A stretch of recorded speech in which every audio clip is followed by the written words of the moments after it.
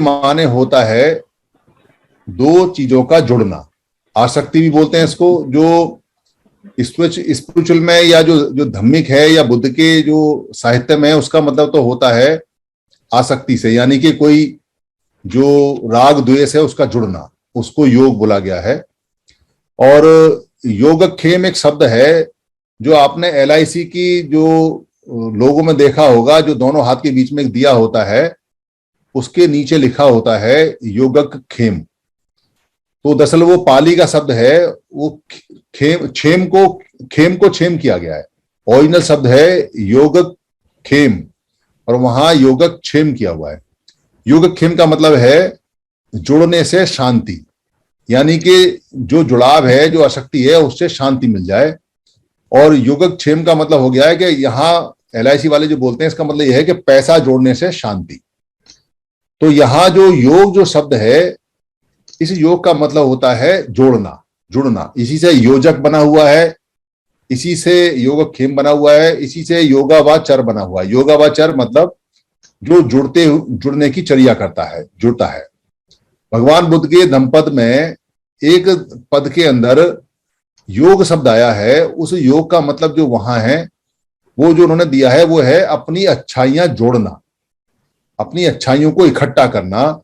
मतलब अगर आप योगा कर रहे हो तो आप अपने बुराइयों को, जो आसक्ति है, उसको हटाइए और जो आपकी अच्छाइयां हैं उनको जोड़िए। योग का मतलब ये है। और इसी योग से जोग शब्द बना है। योग और जोग का जो मतलब है वो दोनों का एक है।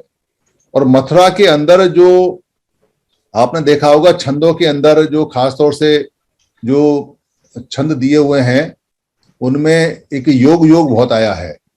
और खासतौर से जो सूरदास के पद हैं, उसमें ये कहा जाता है कि योग करें, योगा करें, और कृष्ण जो हैं वो योग सिखाते हैं, उनसे योग सीखें। और जो यशोदा, जो उनकी वो हैं गोपियां हैं, वो योग सीखें। तो वहां दरअसल कोई, जैसा कृष्ण भगवान या कृष्ण कहा जाता है, कृष्ण कहा जाता है, ऐसा कोई कैरेक्टर नहीं मिलता। पर कोई वहां भिक्खु रहा है जो काले रंग का रहा होगा, काले रंग का भिक्खु, क्योंकि कढ़े जो है वो पाली में काले को बोलते हैं, और इनको कढ़े को संस्कृत करके उन्होंने कृष्ण किया है। यानी कृष्ण माने काला होता है, कढ़े माने भी काला होता है। तो कोई कढ़े नाम का, कोई कढ़े जैसा, कढ़े स्किन का कोई वहां पर योग सिखाने वाला और योगा सिखाने वाला या योग कराने वाला, योग कराने वाला वहां पर कोई बहुत बड़ा भिक्खु रहा है। उसका कारण यह है कि मथुरा के अंदर आज भी अगर आप जमीन को कहीं भी खोदोगे, वहां बुद्ध की कुछ ना कुछ मूर्ति या बुद्ध का कुछ ना कुछ निकलता है। और मथुरा के अंदर बहुत बड़ा एक संग्रहालय है जिसमें बुद्ध की हजारों स्टैचू रखी हुई हैं, जो मथुरा के आसपास से निकली हैं।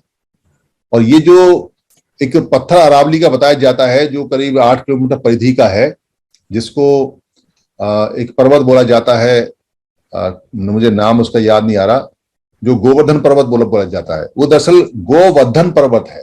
गोवर्धन पर्वत का मतलब है गौतम जहां वर्धन करते थे, यानी गौतम के लोग या गौतम जहां पे बढ़ाते थे, गोवर्धन पर्वत। क्योंकि उस पर्वत पे गौ का मतलब बाद में गाय कर दिया गया, पर गौ का मतलब ओरिजिनल गौतम होता है। यानी जहां भी गौतम लिखा हुआ है, जैसे गोवर्धन है तो गोवर्धन शब्द हो गया, गौतम का वर्धन, यानी गौतम की एजुकेशन का बढ़ाना। तो गौ का मतलब हमेशा से गौतम बुद्ध रहे हैं। और वहां जो पर्वत है उस पे उन्होंने कहीं उनको जोग और योग सिखाए होंगे, इसलिए मथुरा के जितने भी छंद हैं और दोहे हैं, उनमें जोग का जिक्र आता है, जो कढ़े नाम के, कृष्ण नाम के कैरेक्टर से निकलता है। इसलिए योग जो शब्द है, ये योग हाथ पैरों को जोड़ने को योग नहीं बोलते। ये जो हाथ पैरों का जोड़ना या हाथ पैरों की एक्सरसाइज है, ये बुद्ध के समय में नहीं थी। जो आज के समय जिसको आप योगा बोलते हो या योग बोलते हो, जिसके नाम से ये योग चलता है, ऐसी कोई प्रैक्टिस बुद्ध के काल में या बुद्ध के साहित्य में कहीं नहीं है। क्योंकि बुद्ध ने कोई फिजिकल एक्सरसाइज कभी सिखाई नहीं, और ना ही कोई बताई, और ना ही पहले कभी होती थी। पर अच्छाइयां जोड़ने को योग बोलते थे, और यहाँ मथुरा में आते आते योग का जोग हो गया। दोनों शब्द पाली के, दोनों शब्द का मतलब अच्छाइयां जोड़ना है और बुराइयों को खत्म करना है।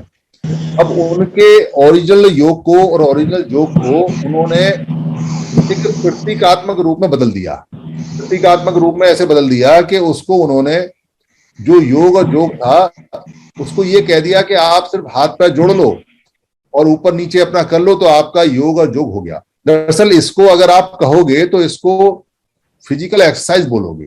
ये फिजिकल एक्सरसाइज है। आप जोड़ क्या रहे हो? अगर शब्द में जाओगे तो अगर हाथ ऊपर करते हो या गर्दन ऊपर करते हो या नीचे करते हो तो ये आप अपने जोड़ों को ठीक कर रहे हो, अपनी मसल्स को ठीक कर रहे हो, अपनी बॉडी का अलाइनमेंट ठीक कर रहे हो। ये फिजिकल एक्सरसाइज है। आप फिजिकल एक्सरसाइज खंभ पे करें तो खंभ की फिजिकल एक्सरसाइज है, आप नीचे बैठ के करेंगे तो वो माइल्ड एक्सरसाइज है बॉडी की। तो बॉडी की एक्सरसाइज है, पर उस ओरिजिनल जो विपස්සना सिद्धांत जो बुद्ध ने सिखाया, जिसको जोग और योग बोलते थे, उसको उन्होंने सिंबॉलिक रूप से शरीर के तोड़ने मोड़ने और शरीर के टेढ़े मेढ़े करने के सिद्धांत पे ले आए।